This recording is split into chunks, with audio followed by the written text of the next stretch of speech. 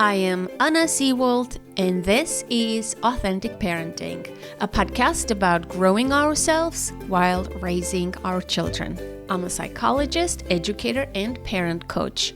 My mission is to end violence against children.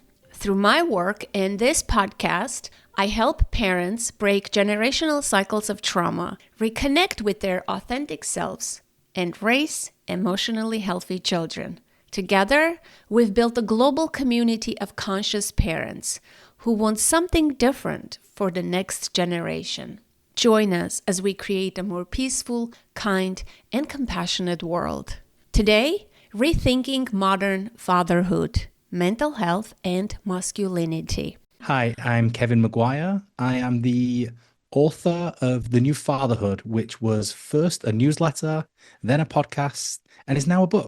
Did you know that dads can experience postpartum depression too?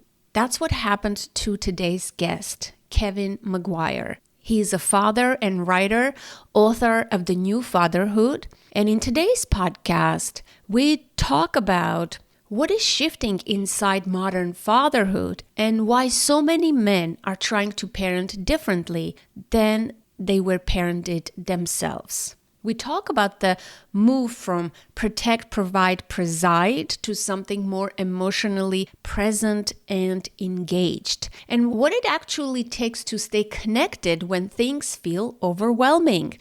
We explore anger and emotional regulation, the challenge many fathers experience around vulnerability and play, and the identity shift that happens when a man becomes a parent. If this conversation resonates, you may also want to go back and listen to some of our related episodes, starting with last week's episode 494, The Mental Load of Fatherhood and Why Anger is Not a Superpower, with Justan from the Tired Dad podcast. Some other episodes from our archive that I would recommend are Reactivity, Fatherhood, and the Balancing Act of Ambition and Presence with Jeff Hittner from Ambitious Dads, How to Be a Feminist Dad, an older episode, 3 Secrets to Thriving as a Single Dad with one of members, Justan Mitchell, and Inner Work for Fathers with Dr. Charles Daniels. I also want to say this. Through my private practice, I work with many fathers. Perhaps 80% of my clients are dads. I care deeply about supporting fathers. I advocate for them. I was raised by a dad myself, and this work is personal to me. So if you're listening and you feel like you need someone to talk to or you want support in your parenting journey, don't hesitate to reach out. As a listener, you'll receive 10% of my coaching packages. To learn more and sign up, visit authenticparenting.com/services. At the heart of all these conversations is a simple but powerful idea. When fathers do their own emotional work, it changes how they show up for their children. Please enjoy, and thank you for listening. Kevin, welcome to the podcast. Thanks for having me. Are you ready to do the rapid fire round? Ready as I'll ever be. Okay, so I have 6 questions for you, and you can only give very short one-word answers. Okay. Here's question number 1. What is one thing people still get completely wrong about postpartum depression in men? Because of hormones. Number 2, how does new fatherhood change a man emotionally? One word? I'll use 2. Empathy and vulnerability. Number 3, what's a feeling new dads often have but rarely admit out loud? Jealousy. Number 4, why do fathers have less support and what's the real cost of that? Machismo. And the cost of it is suffering. What's one small thing a new dad can do today to protect his mental health? Open up to his friends. And the last question, if a dad is struggling and staying silent, what would you say directly to him? It's okay to not be okay. Excellent. You passed the rapid fire round. So I think when we hear the words postpartum depression, we always think of moms, Mm. right? So tell me, when was the first time you felt that there was something going on for you? Like, was there a moment, a story, symptoms? What was going on that you Yeah. realized maybe I need help? Like, this is not normal. And I think it's normal that we think about mums because we've been studying, and not we, but as society, as the medical profession, have been studying postpartum depression in women for hundreds of years.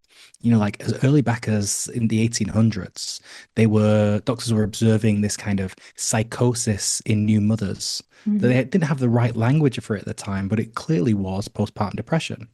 Now, in the many, many decades and centuries since, there's been so much work done to help mums during this hard time, during this really difficult time of transition. And it's almost baked into the medical establishment now that new mums are screened, that they look out for kind of symptoms of postpartum depression in the UK and in much of Europe. And I don't know, the healthcare system is different in the US, but still in the US, they use something called the Edinburgh Depression Postpartum Scale, where they ask 10 questions to all new mums.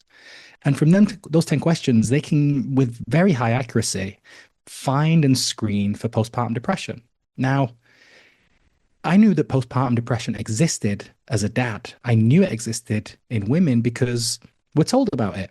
You go to the baby classes and they say, these are the things you need to look out for in your wife. You get the leaflets and say, oh, if it's not, it might just be the baby blues, but if it lasts longer than a few weeks, or if you see these symptoms, it's a good idea to talk to your partner and maybe talk to a medical professional. For men, this doesn't exist. For me, it was after the birth of my son in 2019. He was my second child, and it just felt different from the first time around. My daughter was born in 2014, and 5 years later, it just, what would happen is I would take the dog out. I would go out of the house. I would go away to a park, and I would just sit on a bench and cry. And it would be because I didn't love my son. I didn't have that connection with him.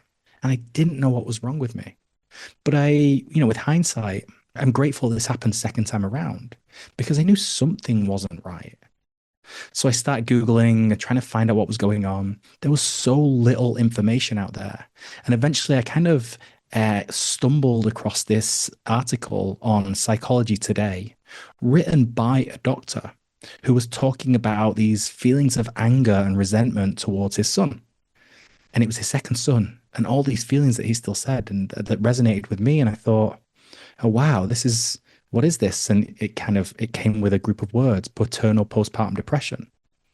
It was strange because I knew this existed. I just didn't know dads could get it too. And as I started digging more and more into the data, it became very clear that there is a growing number of men that this affects. At first, when I first started looking into this in 2019, they said it could be anywhere between 5% to 25% of new dads. Now, over the years, there have been more and more studies done, and they've zeroed in on that number, and it's around 10 to 11%, which is exactly the same as new mums. When when you ask me of like what's the thing that people don't understand about it, when I write about this, and I've been writing about this for 5 years now, the reason I started the new Fatherhood as a newsletter and eventually kind of went to write this book was because I needed help. Like I really needed to know that what I was going through, I wasn't the only one, and there was nothing out there. So I thought, I'm just going to start writing about this. I'm going to start writing about this so that in the future, people might find this and it might help them in the same way that I wanted to be helped. And I'd say generally, like 95% of the responses have been positive. Not positive in like feel good stories, but positive in terms of dads emailing me from around the world saying, "Oh, I'm so glad that you wrote this. I've been trying to figure out what was wrong with me. I had no idea." Or, "Oh, I have a friend who's going through this right now. Let me send this to him." But I do get emails every now and then from women who say, "You can't have had postpartum depression. You didn't have a baby. Like, how is that even possible?" It's all about hormones. And it is hormones, of course, like the change in the body, like are a huge contributor to postpartum depression. But it's also the change in circumstances. It's the change in your life. It's like it's a grief for a life you once had. And the this trick that your mind contorts itself into that blames the child for having taken this away from you. And So it's really your identity changes too, and the stress increases. absolutely. And it's all compounded by you're not sleeping.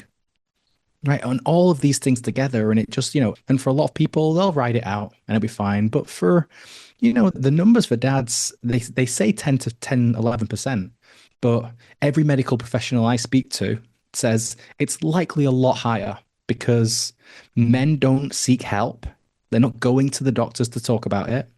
They're not being screened for it.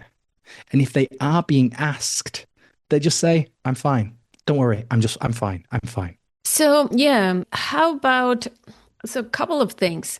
I think the women who write to you and say you didn't, give birth to a child, you shouldn't have postpartum depression.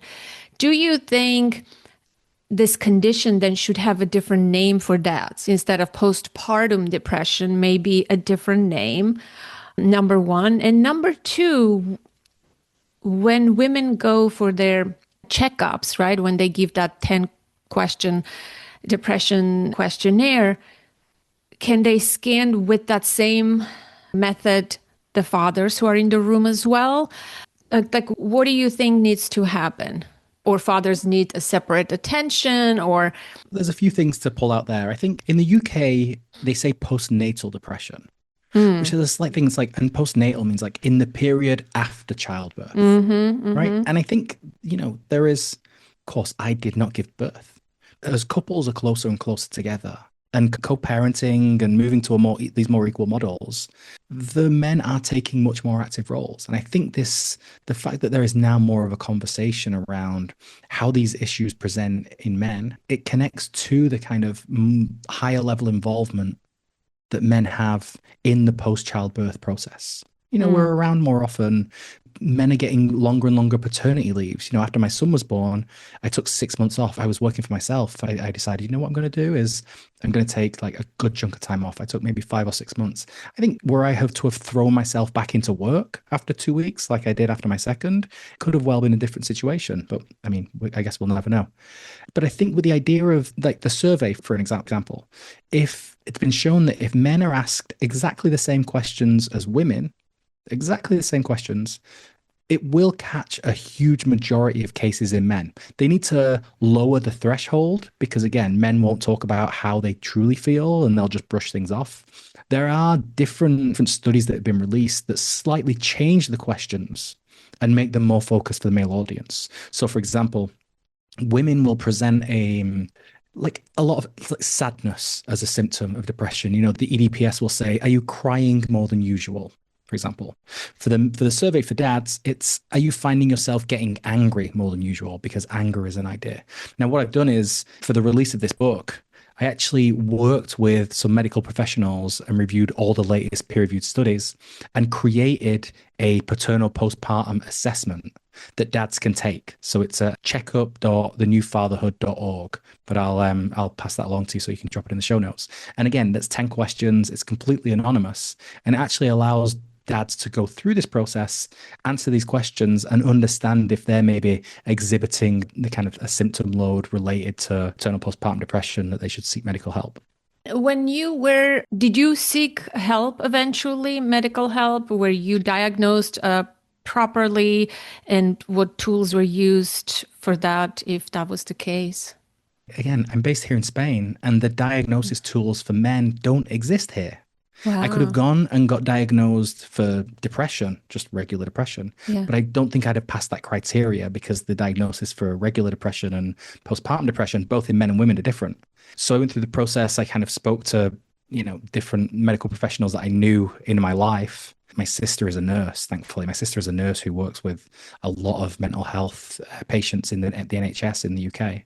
And I got to the point when I just started working with a therapist. I started kind of taking action in all the ways that I knew I would have had to take action if I wanted to get through this.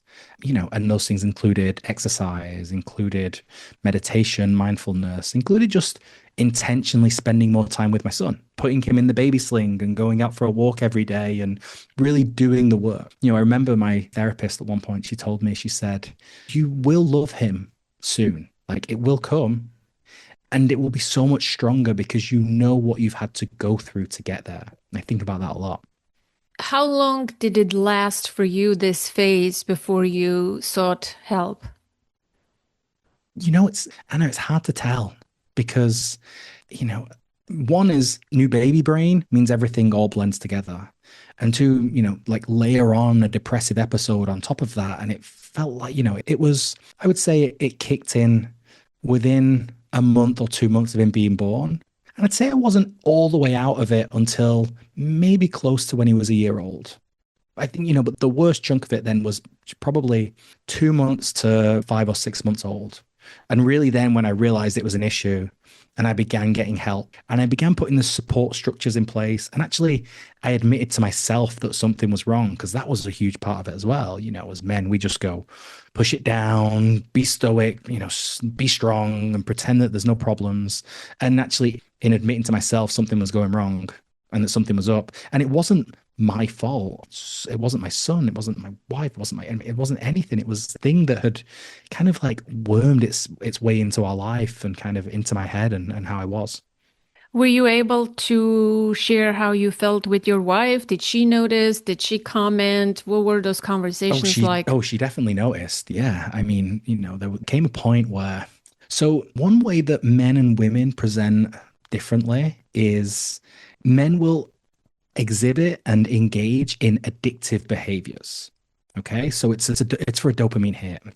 It's a way to just get things going, right? And it's, some men will go to alcohol, some men will go to drugs, gambling, sex. There are all kinds of stories online about like how men engage with a kind of like, or how men deal with or react to paternal postpartum depression. For me, I feel quite lucky in the thing that I got addicted to was a video game. Which in the general scheme of things, I didn't spend my family's life savings on an online casino. I didn't like drink myself into a stupor.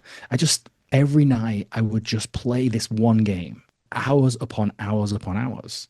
And it was strange. It was honestly, it was, people said to me before, said, oh, it was escapism. Right? It was escapism that you didn't like your life and you just wanted to escape.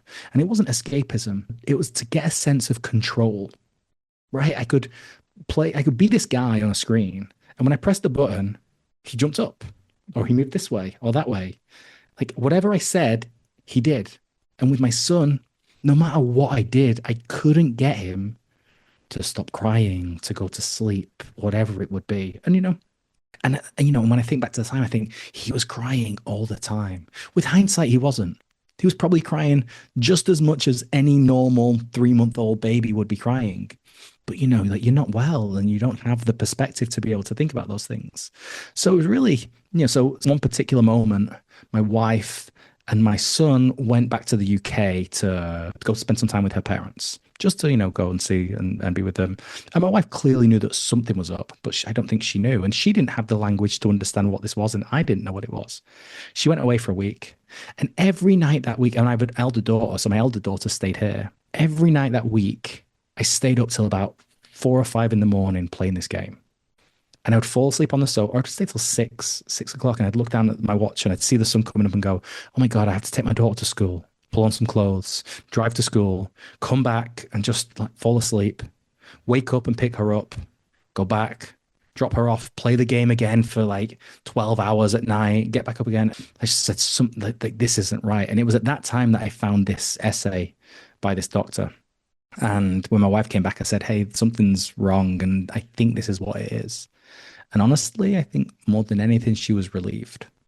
She was Mm. relieved to go, all right, okay, we have some language for this. We know what this is. We know what we need to do to get through it. May I ask a more personal question? Did you have depression-like tendencies, or were you ever diagnosed with depression earlier in your life? No, I wasn't, but I have a history of it in my family. I see. You know, diagnosed or undiagnosed. And what are these things? ACEs, adverse childhood experiences, of course, which are kind of a big predictor of future depression in adults as well. So, the signs were there, let's say, but it wasn't until my son was born that it actually triggered it. What's your ACE score? Mine is 4. Oh, I think it's 6. I need to go back. It's a while since I took it. It was Yeah. yeah, it's a really interesting model because you go, oh, okay, Mm. wow, that's yeah, it really kind of it brings a lot into focus. Right. And may I ask, what's the difference between postpartum depression and depression for men specifically? What are like some of the key differences? How would someone know if this is like depression or postpartum, postnatal depression? Yeah, that's a good question. I think as a non-medical professional, the best I can offer is, did you have a baby within the last 2 years?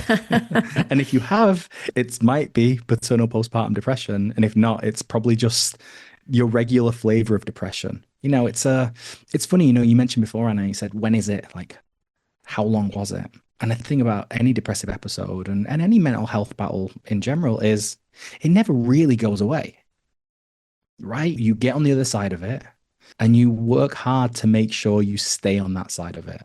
There are many times where I'm going, is this, hang on, is this depression again? Is this depression again? Or is it just that I haven't seen the sun in 2 weeks? Or is this, it's like there's that kind of like constant back and forth where there's actually that great idea that, someone said to me a while ago. It's like, I was really sad and I couldn't deal with anything. And then the sun came out and I realized like all we are is just plants. Just give us a little bit of sun and a little bit of water and we'll be okay. Yes, I understand that. Especially this winter for me has been so long and dark, and just the sun came out the other day. I'm like, oh, everything is good. I can function again. It takes away Yes. that the doom, the feelings of heaviness for sure. But depression is very prevalent in men, and a lot of men are not aware. They don't talk about it. We don't talk about it. And I think depression, people in general think that depression looks like that you're sad all the time. I think there is a Hmm. lot of misconception in general about depression, specifically in men. And I don't know if you wrote about this in your book. Do you have something to contribute, or numbers or research, or if it's like outside of your scope, you're welcome not to comment. But I think depression in men looks different than in women. That is, the anger is prevalent, the Mm. over functioning and working a lot and not being present at home, just like, and people usually don't associate those high functioning Mm. signs for depression. And a lot of men do suffer, but Yeah. they are not talking, they're not seeking help. We often misunderstand them as women. We may say he's just angry, he has a temper, or he's a workaholic. But these Hmm. are Hmm. signs of, they could be signs of male depression. Absolutely.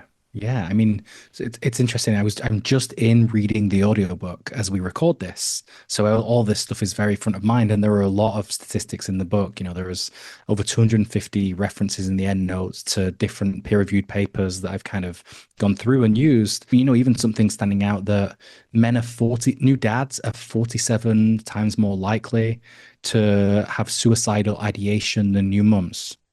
Right. And of what we know about men and suicidality, that so many times are successful on the first attempts, that it's saying like everything is much more like angry and intense, and the way they take things out on themselves. It really is. It's a very dangerous time in a man's life to become a new dad.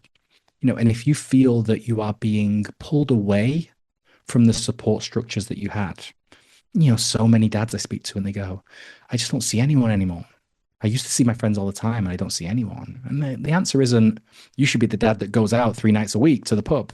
It's like, that's not the answer. But the answer is like, how do we as men show up more for each other? In the book, I talk about this great piece of advertising in the UK, a mental health charity called Mind wanted to do something, and knowing that 1 in 4 men will suffer a mental health episode at some point in their life. 1 in 4 men across all the world, like that number is consistent worldwide. So they thought, well, what can we do to help men? And rather than create an ad campaign targeting the man himself, they targeted the friends. Okay. And they came with this idea of be in your mate's corner. So, a bit of boxing language there. And it's like, it felt like good for guys. And the thing they did posters, they did a TV ad, they did all the things that you would expect. They did something else. They took like a beer mat, right? And on a beer mat, it said, is there someone who isn't around this table who should be? And in just a second, you would have seen dads going, hey, where is Danny? Where is Joe? Like, he used to be out all the time. And it makes the invisible visible, right? And it gives the men who are there permission. On the backside, and it said 3 things. It said, get in touch, be yourself, and do something you love to do together, right? So it gave them like real actions, what to do. And I think that's like, so women have years and years of kind of societal development and social conditioning.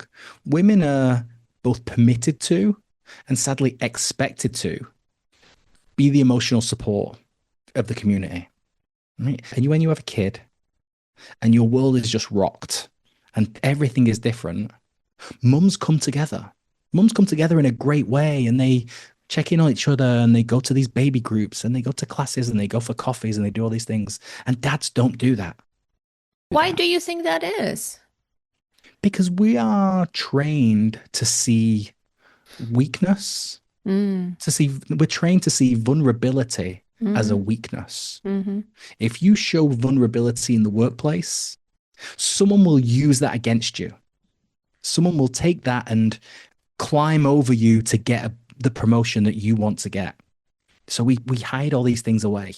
We close down. We don't talk about how we're feeling. We don't talk about how we feel. We don't talk about our struggles. We just kind of maintain this kind of like macho character and go like, I'm strong. I'm okay. I can do this. I don't need anyone's help. And it's literally killing us. So it's the societal expectations, how men should behave and what is required of a man. And it's what we saw our dads do. I think what's happening here they were worse. I think they were way worse. They were so worse. But imagine, and their dads and all the dads before them, it's like we've inherited these just like generations of chains that are holding us down, saying this is how you must be to be a man today. And I think what's nice to see, Anna, is things are shifting. Men are being given permission. Do you think, I like the title of your book, like New Fatherhood. I think things are shifting, but they're in this shifting place. It hasn't found its form yet, or has it, the new fatherhood? But like, where is new fatherhood now? Because I work with a lot of men, and there is a variety of men, right? That there is your old-fashioned dad, like the way our parents or grandparents were.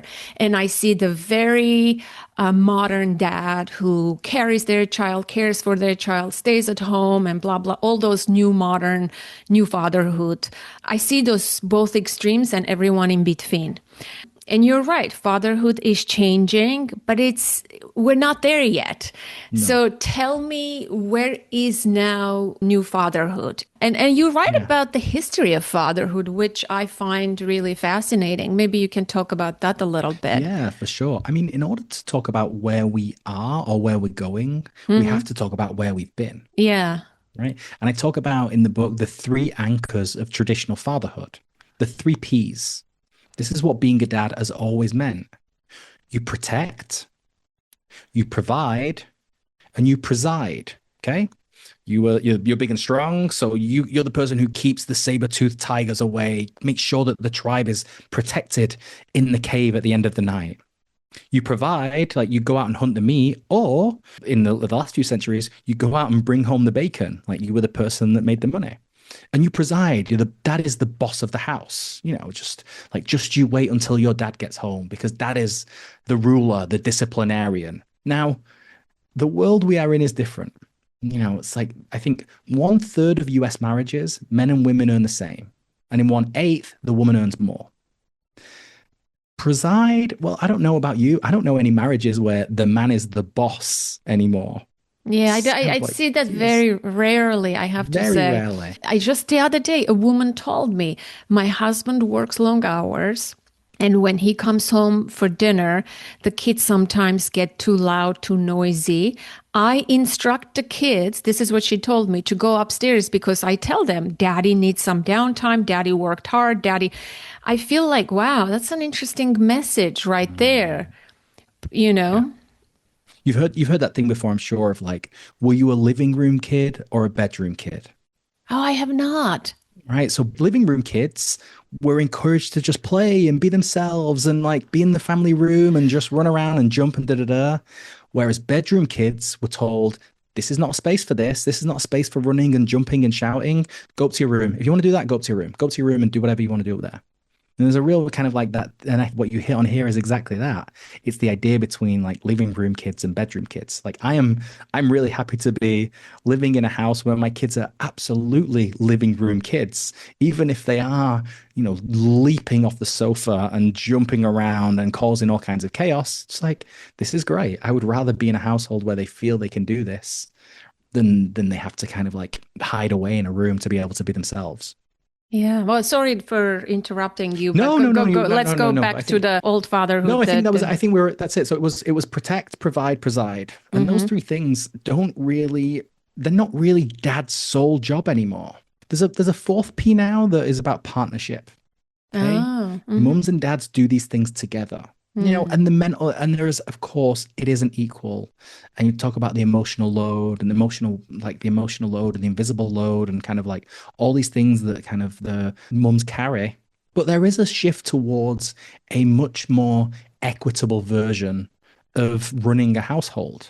Now, it isn't, this is, when you say it isn't clear what the new version is, of course it isn't clear because in some houses, dad still is a sole provider, was expected to also be an equal co-parent. In other places, it's like, oh well, dad does want, there's a marriage where dad does want to be the boss, and there's the tension between this and that. I think what we're seeing the shift, and I love the William Gibson is an author that I love. He once said, "The future is here. It's just not evenly distributed." And that's what I feel about new fatherhood. Like new fatherhood is here. Like you look around and you see all these parts of it. It's just not evenly distributed everywhere. There's almost this, it's like the jagged frontier of new fatherhood. Some places it exists, some places it doesn't. Some men pushing it forward, whilst there are sadly like a lot of men who do want to pull it back to the way it was, to kind of, more simpler times. You see this codified in right-wing politics in the US a lot. It's like there used to be a time where men could be men, where we could say and do what we wanted. It's just like you just want carte blanche to be able to To be violent and abusive. not always violent and abusive, but sadly a lot of the time, yeah, A violent, lot of the time. abusive, Yeah. like racist, misogynist, whatever it would be. It's like that's the old version of fatherhood they want to go back to. And it's interesting. I write a lot in the book about how the fathers we watch have shifted over the years. I remember sitting down to watch Little House on the Prairie with my dad or Happy Days. And, the dad would just be there. He wouldn't engage much with the family, but he'd just kind of sit on his chair and offer advice like, this is what you should do, and sage advice every now and then. And then kind of shifted in the 80s and the bumbling dad took over, right? And this archetype of dad doesn't really know. He's trying to figure it out, but he's like everything always kind of like causes problems, and often it's dad's fault. And then there's been a shift. I feel like, I don't know how old your children are, but like when with Peppa Pig, like feels like Peppa Pig was the end of the bumbling dad, right? Peppa Pig was terrible because it taught young kids that dad is an idiot. Dad is an oaf. He's like the contributor of and solution to very few of the family's problems. And then things started to shift. You look at Friday Night Lights is a show I love. You got Coach Taylor, and he was the dad to a whole team. Or Phil Dunphy from Modern Family, and then eventually Bandit from Bluey. Like Bandit from Bluey just lifts the bar for all dads and gives us an idea of like you can be a present, playful dad who doesn't have to be perfect, isn't an idiot, but just really loves his kids. Yeah, the Bluey, I have not seen Bluey. I'm familiar with Peppa Pig. I think my parenting ends right there. After that, my daughter is almost 18, so I don't have much reference, but you're right. Even there is a commercial now on TV. Somebody brought this to my attention yesterday. I don't watch TV, but there is some commercial in here in the United States about Verbo.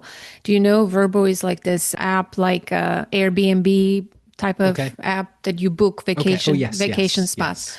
So apparently there is this ad that this family booked a vacation. It's the mom and the kids and the father, the whole family. They're showing this scene where mom and daughter, I believe teenage daughter, is in the hot tub, and the father is trying to, she's like, hey, I want to come into the hot tub. And the daughter goes, it's not for you, Bruce, or something like that, calls him by Right. the first name and is like, no. And somebody asked me, what do you think of this commercial? Like, isn't the dad paying for this rental vacation and this is how he's being treated? It was a man that asked you this question. No, it was a woman who asked me this Oh, question, interesting. a very conservative woman. And she said, what do you think is wrong with today's parenting based on this commercial? I'm like, well, I mean, this is a commercial, like it doesn't really. But I started thinking about it that dads are still portrayed this way. Like, you're not welcome. This is how we can talk to you. You're this, like, yes, you are the protector, provider, whatever, but, Yeah. you're still. And it's like, we still men in those pigeonholes. We say, even though we say, you're not the sole provider, you're not the protector, you're not the boss, but you're not in touch with your emotions enough to kind of show up for our teenage daughter in the way that she needs to be. I think men are we're in this no man's land at the moment. And I think, we have to learn how to kind of understand and interrogate our own emotions in order that we can show up for our children as they get older. You asked me up top, like, what's new fatherhood about? It's about these two things, vulnerability and empathy, right? They're the yin and yang of every single relationship in your life. Empathy means that you can really understand how someone else is feeling. And vulnerability means that they can understand how you feel. These two things connect to each other. They form like this virtuous cycle. But for men, well, we're told not to be empathetic. We're told not to be vulnerable, right? And we never learn how to be empathetic because it's all so egocentric. It's I, me. It's how, like, I am the main character in this universe and it's how I interpret it. So we end up falling into this place where we don't have the emotional skills to be able to engage in this way. And even if we did, the people around us don't understand how we feel. It's again and again, you have to do this work. And a lot of this work came from therapy. A lot of this work came from meditation. A lot of this work came from reading the right books, listening to the right things. A huge part of it is like psilocybin. I'll regularly kind of take mushrooms. I have done it for a long time since I was a child, but since becoming a father, it's not something I do around my kids. It's something I do, for a weekend when they're away. And it's like I do this from a therapeutic point of view because I know it really helps with empathy, with kind of better understanding, with understanding myself, the people I live with, and kind of anyone I share a space with. Yeah, because it's a lot to ask of dads, right? Because there is no blueprint, there is no manual, there is no roadmap. And yes, fatherhood is shifting, but there is a lot of asks from dads, but there's nobody shows them what to do, how to do. And there aren't that many resources out there No. specifically for dads. And even if they are, you still have to convince the dads to participate, to take use of those resources, right? Like it's hard. Yeah. And this is really why I've written this book. Yeah. Because I've written the book that I wish I could have had 10 years ago.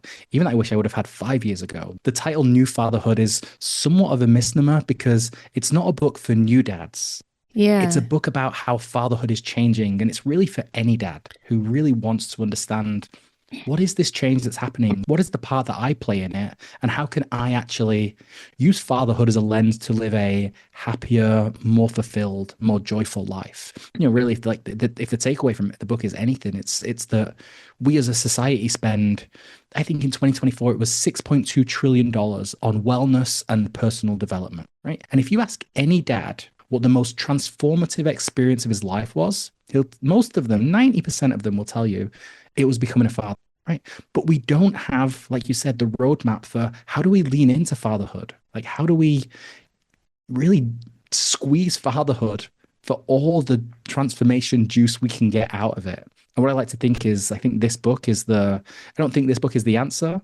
I think this book is the thing that will open a lot of dads' minds into the different ways that they can find this. Yeah, I mean, I see this. We have to help, today's dads, right, to transform, to heal, to learn new ways of communicating, dealing with their emotions and all of that. Like that's one path. And the other path is for these new parents, moms and dads, who are raising boys to raise them differently so that they will Yes. not be the men of tomorrow who are struggling with the same issues. Yeah. Like I don't have a son, so I'm kind of lucky. I don't have to do that heavy work, but you do. So, what I want to Yes. know now is how do you, with this awareness, how do you raise your son? And that's one aspect I want to explore with you. And the second aspect, I want to know what are you doing for yourself? You already mentioned a few things, but I want to dig a little deeper so that Mm. other dads can see what's possible, right? Because if you Yeah. don't know, you don't know. Yeah, most definitely. So tell me, do you work on those two fronts, raising your son? Obviously, you Yeah, work on I mean, yourself, but it has to come, they have to go hand in hand, right? mm-hmm, You can't, there's a parenting book I love is The Whole Brain Child, mm-hmm, Daniel Siegel and Tina Payne Bryson. Um, because what it does is it gives you a mental model for how to help kids develop, but it also puts the mirror back on you. It's like, what are you bringing to each of these engagements? And I think I've tried to do a lot of that in the book as well. Of like, there was a dad who told me once, he said, the best parenting books aren't the ones that focus on them. The best parenting books are the one that focus on me because I'm the bottleneck to kind of like allowing this child to become the best version of themselves. So, when I think about my son, a lot of the time I think about, like we said earlier, it's like the generations of men that came before me passed all these things on unwittingly and unwillingly to their own children. And they didn't know, I say this hand on heart, they didn't know better, right? There wasn't these conversations around, even now, there's the conversations around psychology and therapy and masculinity that are happening, weren't happening 20 years, like definitely not kind of like 40 years ago when I was a young child. So for me, it's like, a lot of this is what am I intentionally choosing to pass on to my son? And what am I saying? This stops. This thing that has been handed down from generation to generation stops here.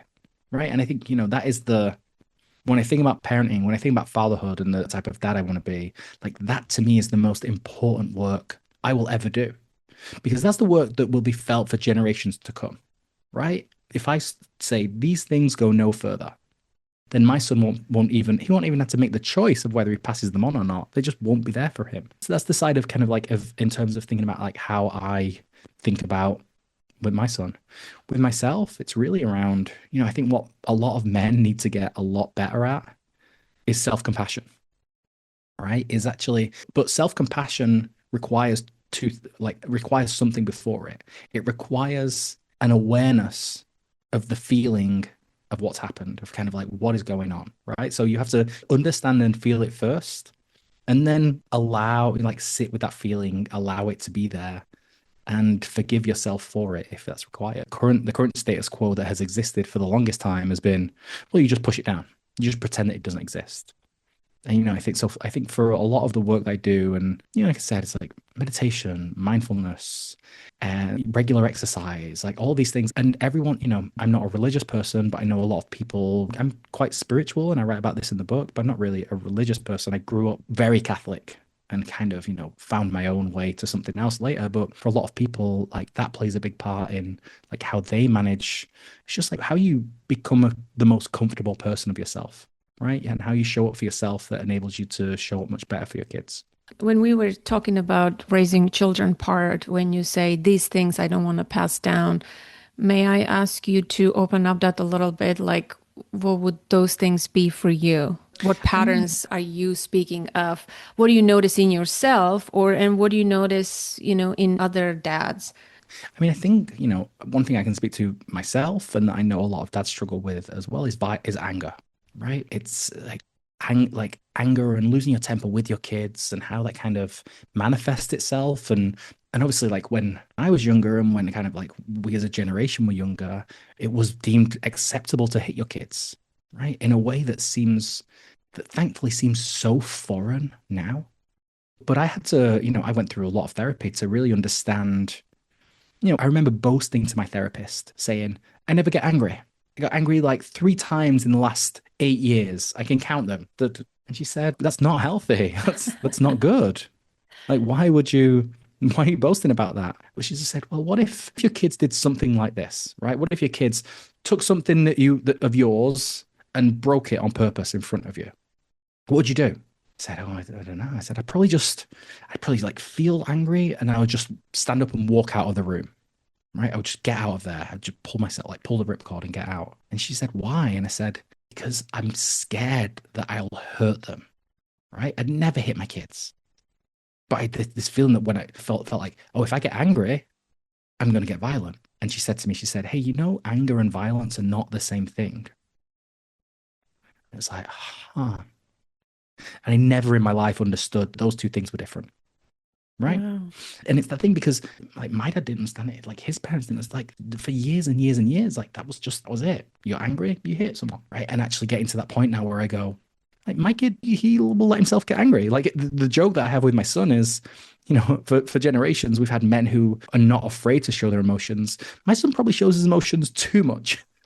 He's gone the other side. It's like, hey, you know what? Calm down. You don't have to display all 27 emotions in the space of 12 minutes. It's like, chill. It's like, it's good that you can express yourself. Maybe you don't need to get this upset because your sister said that she doesn't want to play with you for 5 minutes. Oh, that's too funny. Yeah, this is great. Thank you. I really appreciate your honesty. So, how has embracing vulnerability and empathy changed you, or how does it manifest in your life? Like, give me an Yeah. example with your wife, with others, or how it made probably you feel, or something changed for you because you were more vulnerable and Yeah. empathetic. I think it's just the obvious thing that has changed is I cry more often. Like in the house, we're watching a movie and it's like, some kids movie and Moana, she gets over the wave and she gets away to independence. And my kids will look at me and they'll be like, are you okay, Dad? Are you okay? And I'll be like, I'm fine. I'm okay. It's like Okay. but really in the relationship in my life, they are like every relationship I can think of is deeper and more meaningful. Like you know this idea of the vulnerability loop, right? Person A makes a bid in the Gottman language. They offer something that's vulnerable about themselves. Now, in with two men, let's say you're down at the pub, and the first man says, I've really been having a hard time with my son, and I lose my temper all the time, and it's really I'm struggling. And da, da, da. Now, person B, they can accept the bid or they can reject the bid. Rejecting the bid is doing what men always do. They say, yeah, yeah, yeah, yeah. Yeah, what about the game? Hey, what about the game this weekend? Or, hey, did you see that show? Have you seen the thing on Netflix yet? It's so great. Da, da, da. Or they can accept the bid and they can say, you know what? Like, yeah, that happened to me too. It was really tough. Or I had the same thing with my dad. And when that loop starts to reinforce, all those relationships become deeper and stronger. Now, like for the dads who are listening, it's not to say every single relationship in your life can get there. There will be men who just won't have the emotional bandwidth or even like EQ to be able to go to those places. But there are so many that will. There are so many men desperate to get beyond the surface level bullshit. to get beyond the surface level bullshit and really have deeper, more meaningful relationships in their lives. So tell me, when men get together, how often does this happen, this vulnerability stuff? Because it seems like when men get together, they talk about other stuff, right? They talk about the successes, the businesses. They never talk about their struggles. Like, I don't hear those conversations. And when my husband goes out with his friends and he comes back, I'm always probing. I'm like, did you tell them about like your grief? Did you tell me something? No, we don't talk about those things. Yeah. So tell me how often this happens, because I want to feel hopeful that men are Yeah. I doing this mean, among themselves. so it really depends on the norms of the group, Hmm. right? If you're a group and all you do as a group of 10 guys is you go to a bar, you get drunk, and you watch the game.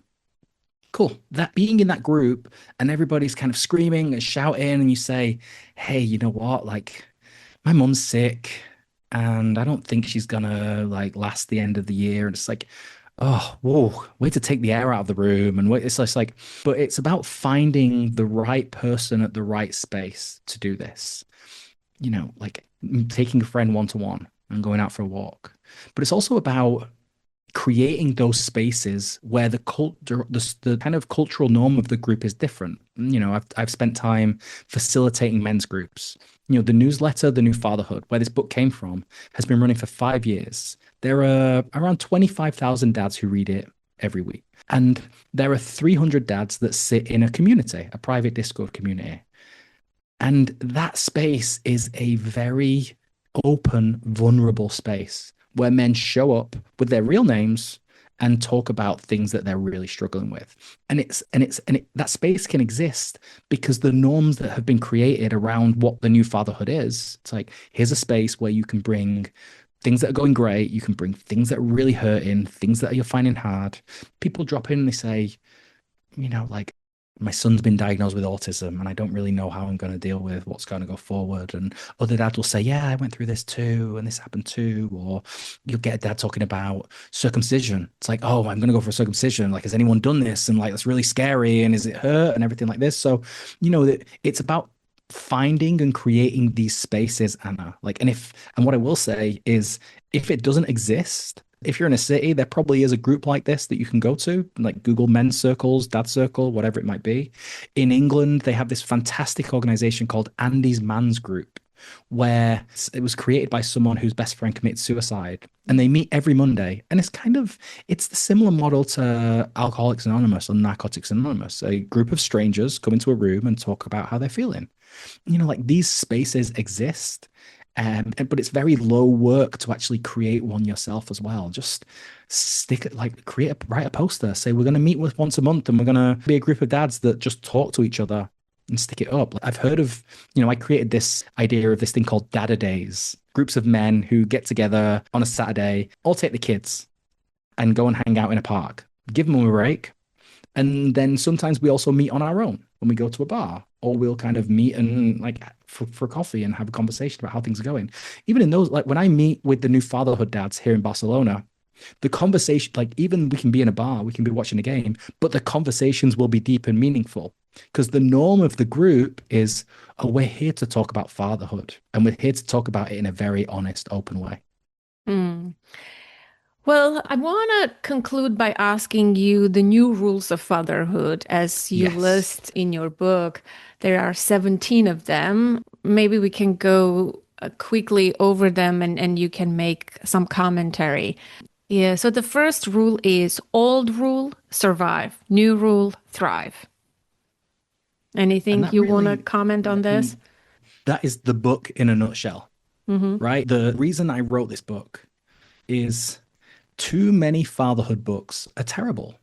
Like almost all of them are terrible. And they're bad because they are centered in the idea of fatherhood is something that you just have to get through.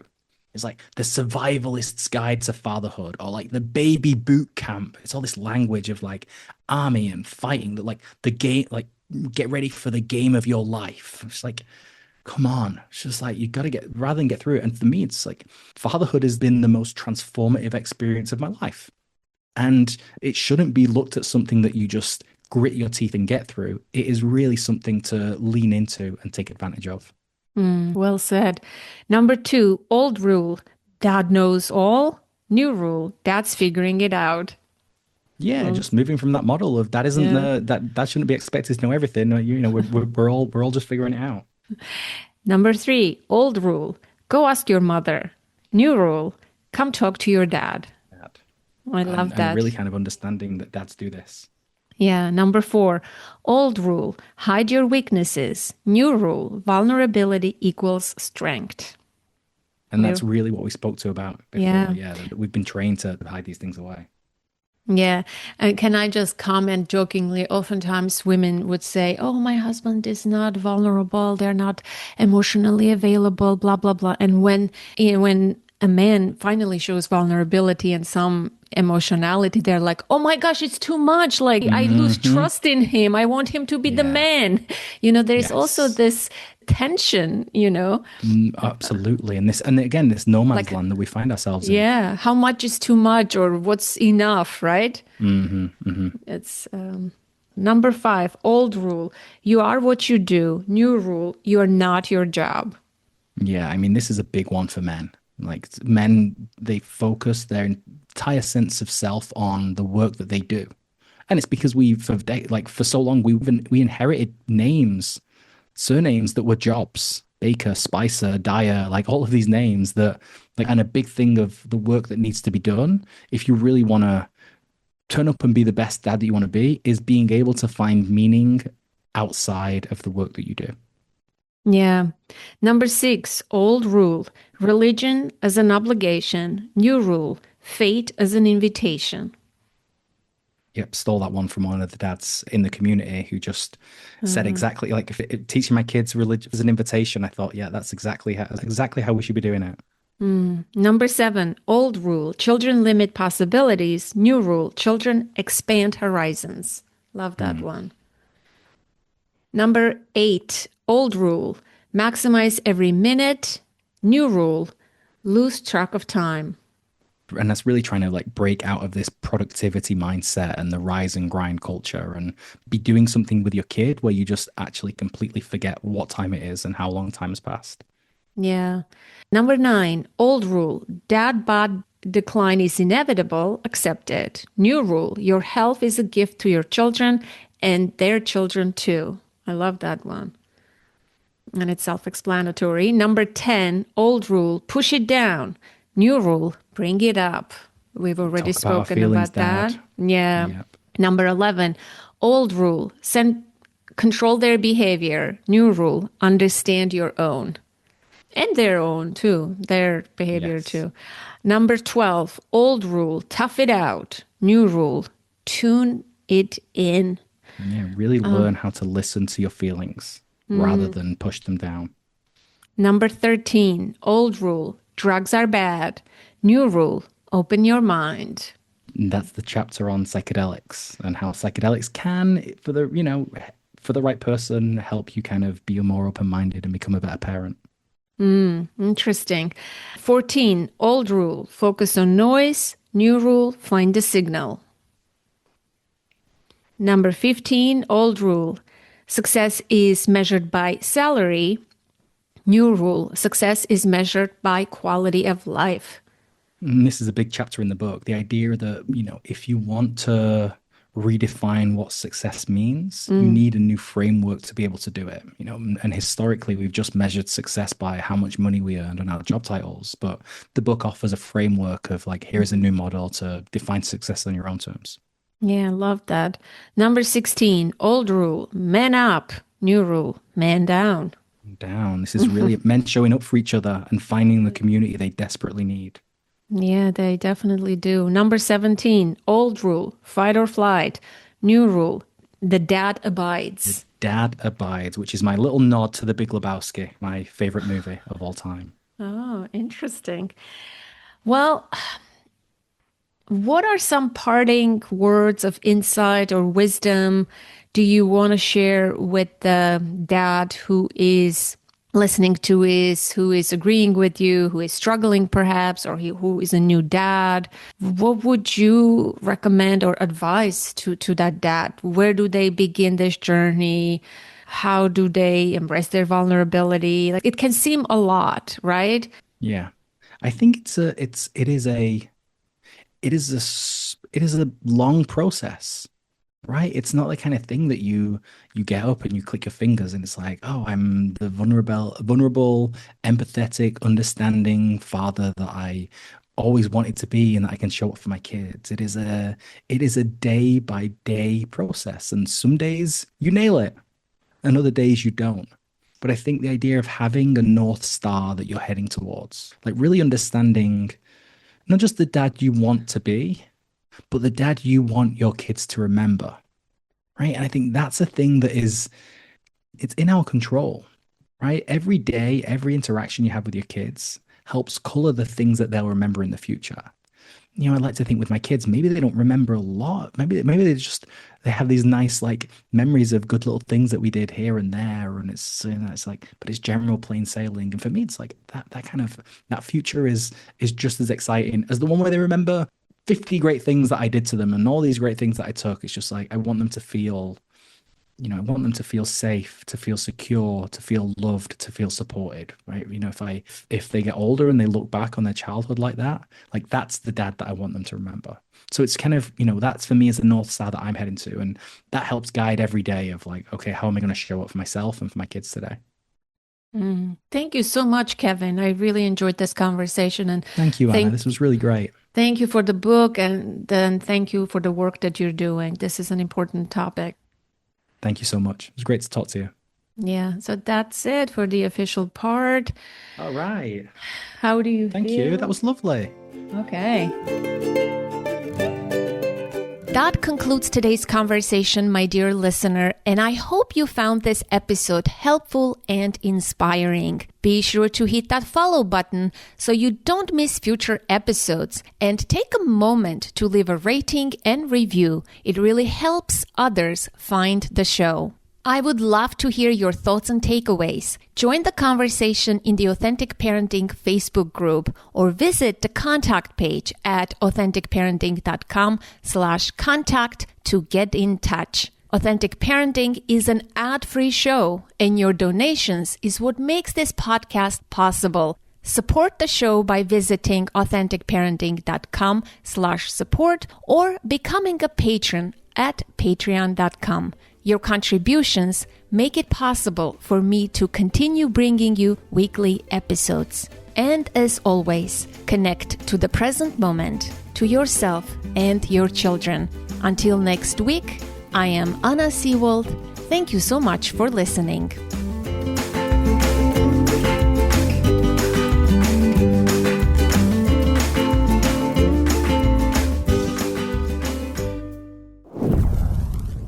This episode was edited and produced by Ami Noor.